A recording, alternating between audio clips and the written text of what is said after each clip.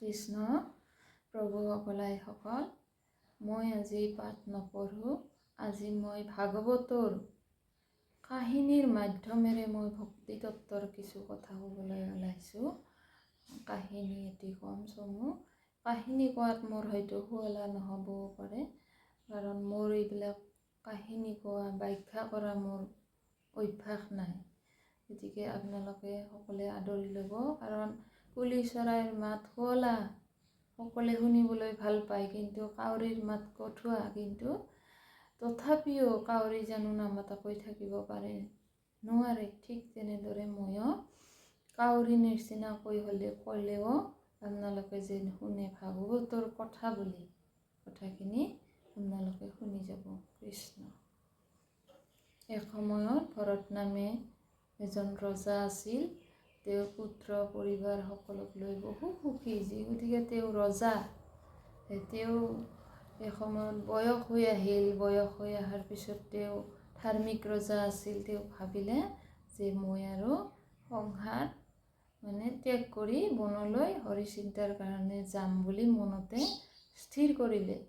প্ৰথমতে তেওঁৰ পুত্ৰসকলক মাতি আনি কথাখিনি ব্যক্ত কৰিলে আৰু ক'লে যে মই অৰণ্যলৈ যাম, তোমালোকে ৰাজ্য চলোৱা বুলি তেওঁ সকলোকে ৰাজ্যধন ভগাই দিলে পুত্ৰসকলক।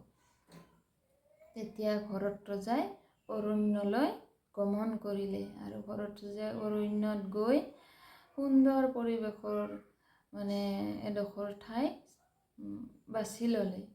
তাত কাষেৰে এখন নদী বৈ গৈ আছে। এনেকৈ তেওঁ এটা সৰু জুপুৰি ঘৰ বনাই ল'লে আৰু হৰি সেৱা কৰিম বুলি স্থিৰ কৰি ল'লে। এনেকৈ তেওঁ মনতে স্থিৰ কৰি হৰি সেৱা কিছুদিন কৰিলে আৰু তাৰপিছত এদিনাখন তেওঁ নদীখনত গৈ গা ধুবলৈ গ'ল। গা ধুই থাকোঁতে দেখিলে এজনী গাভিনী হৰিণী দৌৰি আহিছে। গাভিন হৰিণী এজনী দৌৰি অহাত বাঘে খেদি আহিছিল আৰু হৰিণীজনী দৌৰি আহি জঁপিয়াই দিলে নদীৰ শিলত। নদীৰ শিলত যেতিয়া জঁপিয়াই দিলে, শিলত পৰি তেওঁ বহু আঘাত পালে। বহু আঘাত পাই তেওঁ কি কৰিলে, পোৱালি জন্ম দিলে। পোৱালি যেতিয়া হ'ল, তেওঁ পোৱালি হোৱাৰ পিছতে তেওঁ মৃত্যুবৰণ কৰিলে। হৰিণীজনী মৰি গ'ল। মৰি যোৱাত পোৱালিটোৱে পানীৰে উটি যাবলৈ ধৰিলে। এই কাহিনীখিনি ভৰত ৰজাই দেখি আছিল চকুৰ আগত। তেওঁ ভাবিলে পোৱালিটো জীৱিত আছিল, কিন্তু মই পোৱালিটোক যদি নবচাওঁ তেতিয়াহ'লে মোৰ বহু পাপ হ'ব বুলি তেওঁ পোৱালিটো ধৰি আনিলে। হৰিণীৰ পোৱালিটো যেতিয়া তেওঁ ধৰি আনিলে, তেতিয়া কুটীৰলৈ লৈ গ'ল আৰু গৈ খাদ্যৰ কাৰণে তেওঁ যত্ন ল'লে। তেওঁ কোমল কোমল ঘাঁহ আনি হৰিণীৰ পোৱালিটোক খাবলৈ দিলে। তেতিয়া পোৱালিটোৱে এডাল দুডালকৈ কোমল ঘাঁহ খাবলৈ আৰম্ভ কৰিলে।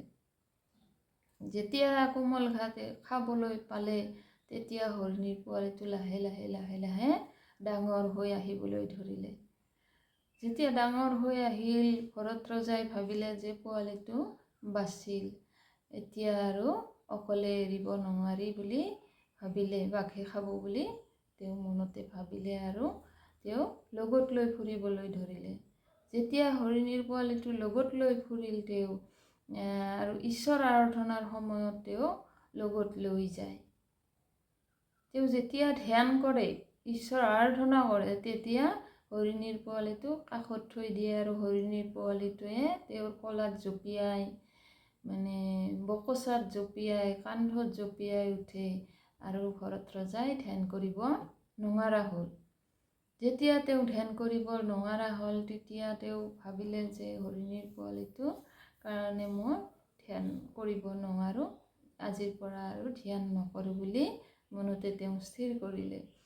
কৰি হৰিণীৰ পোৱালিটোৰ লগতে তেওঁ সদায় ব্যতিব্যস্ত হৈ থাকিবলৈ ল'লে।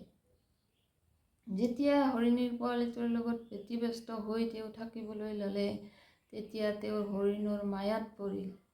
হৰিণৰ মায়াত পৰি তেওঁ সদায় হৰিণৰ লগতে খেলিবলৈ আৰম্ভ কৰিলে আৰু এদিনাখন তেওঁ বনলৈ গ'ল হৰিণীৰ পোৱালিটো লৈ কোমল ঘাঁহ বিচাৰি। কোমল ঘাঁহ যেতিয়া তেওঁ বিচাৰিব ধৰিলে, হৰিণীৰ পোৱালিটোৱে মানে অকস্মাতে হেৰাই গ'ল। যেতিয়া হেৰাই গ'ল তেওঁৰ হাহাকাৰ লাগিল, কলৈ গ'ল হৰিণীৰ পোৱালিটো বুলি তেওঁ হাহাকাৰ কৰি বিচাৰিবলৈ ধৰিলে। অৰণ্যৰ মাজে মাজে তেওঁ বহু বিচাৰিলে, বিচাৰি তেওঁ হৰিণীৰ পোৱালিটো আৰু নাপালে।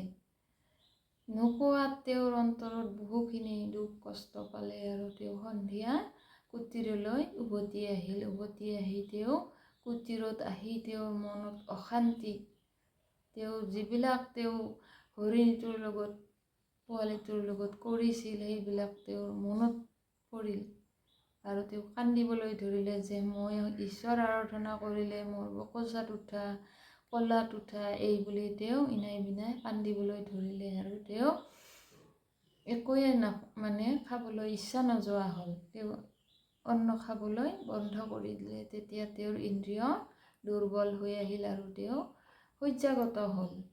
যেতিয়া তেওঁ বিচনাত পৰি গ'ল তেতিয়া তেওঁৰ আৰু কেৱল হৰিণৰ কথাহে মুখলৈ আহিবলৈ ধৰিলে। ভগৱানৰ কথা তেওঁ পাহৰি গ'ল। যেতিয়া তেওঁ হৰিণ হৰিণ হৰিণ হৰিণ এনেকৈ তেওঁ শয্যাত পৰি বিচনাত পৰি চিঞৰি থাকে, এনেকৈ তেওঁ প্ৰাণ ত্যাগ কৰিলে হৰিণ চিন্তি চিন্তি। যেতিয়া হৰিণ চিন্তি তেওঁ প্ৰাণ ত্যাগ কৰিলে, আমাৰ ভাগৱত মতে গুৰুজনাই লিখিছে যে যিয়ে মনুষ্যই মৃত্যুৰ সময়ত যি চিন্তি প্ৰাণ ত্যাগ কৰে তেওঁ আৰু সেই জনমে লভে বুলি কৈছে। গতিকে ভৰত ৰজাই পুনৰ হৰিণ জনম ল'ব আকৌ।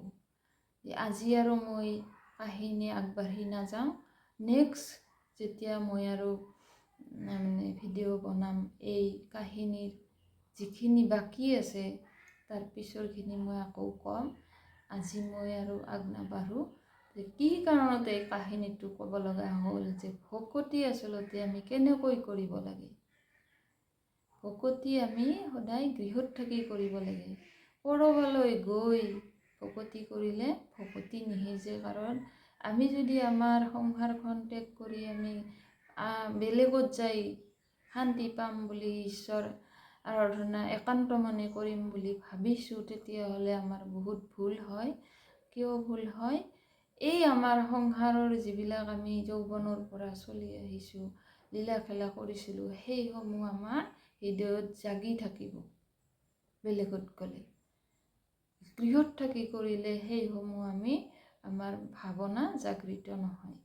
তেতিয়া আমাৰ ভকতি আমাৰ গৃহত থাকিয়ে সিজিব। বাহিৰত গৈ যদি আমি এই ঘৰৰ কথা ভাবি ঈশ্বৰ আৰাধনা কৰোঁ তেতিয়াহ'লে আমাৰ কেতিয়াও ভকতি সিদ্ধ নহয়। সেইকাৰণে ভৰত ৰজাৰ কাহিনী গুৰুজনাই ভাগৱতত কৈছে।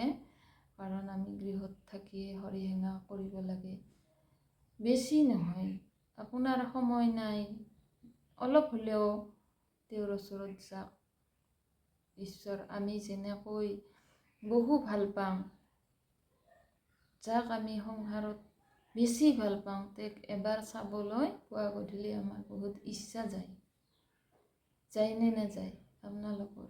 নাজানো, মোক কমেণ্ট কৰি জনাব। বহু ইচ্ছা যায় পুৱা গধূলি সেই ভাল পোৱাজনক আমি চাবলৈ।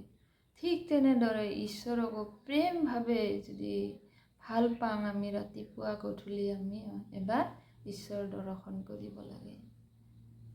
তেতিয়া আমাৰ ভকতি সিজিব। ভকতি আমি বেশধাৰী হৈ ঘূৰিলে আমাৰ ভকতি নহয়। কাৰণ আমি প্ৰেমভাৱে তেওঁক এবাৰ আমি থাপনালৈ দৰ্শন কৰিব আহিব লাগে পুৱা গধূলি। তেতিয়া আমাৰ ভকতি হয়।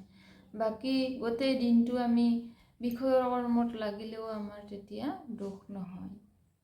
আমিতো বিষয়ৰ কৰ্মত থাকিবই লাগিব। বিষয় থাকিলেহে আমি ভকতি আমাৰ সিজে। বিষয় নহ'লে ভকতি নিসিজে। ভকতি আমি ক'ত প্ৰয়োগ কৰিম? সেইকাৰণে এই কাহিনীৰ মাধ্যমেৰে আমাক গুৰুজনাই সুন্দৰভাৱে আমাক বুজাইছে আজিৰ মই কাহিনী ইমানতে সামৰিছোঁ। গতিকে সকলোৱে ভকতি কৰিম, আমি সকলোৱে লগ হৈ দুআষাৰ পাৰিলে ঈশ্বৰৰ কথা কওঁ। পৰ চৰ্চা কৰাতকৈ আমি ঈশ্বৰৰ কথা আমি চৰ্চা কৰিব লাগে। কৃষ্ণ, আজি ইমানতে সামৰণি কৰিছোঁ।